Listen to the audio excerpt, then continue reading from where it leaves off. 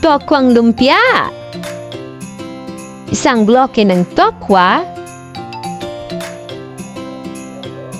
Mix ng bawang sibuyas. Bahala ka na kung gaano karami gusto mo.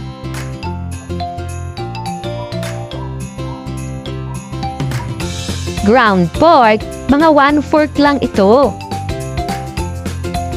Toge or bean sprouts, yung isang plastic sa palengke.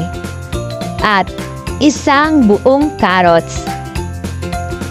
Naglagay lang ako ng konting paminta, sesame oil, sesame seeds, at asin. Mix-mix lang natin to mga gram. At hayan! Hindi ko na i-play yung aking cellphone nang ni-roll ko ito. At iprito na natin. Hanggang maging golden brown.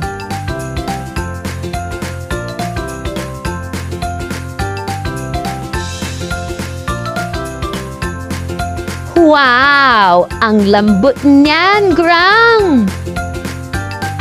That's all. Bye!